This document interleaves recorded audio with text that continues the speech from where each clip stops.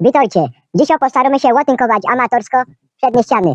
A jak nam zostanie czasu, łatynkujemy lewą i prawą boczną ścianę. Ale to zależy, czy będzie ciulać, czy nie będzie ciulać, bo okaże się to w praniu.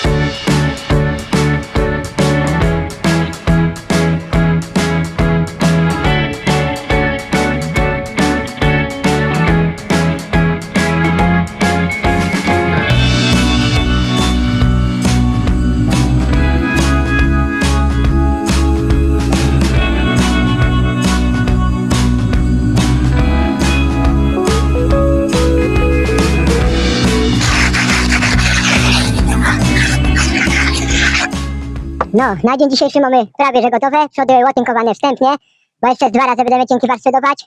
Kątowniki mamy wklejone, wlepione. No i cóż wam tu jeszcze powiedzieć? Jutro to my się dać roboty.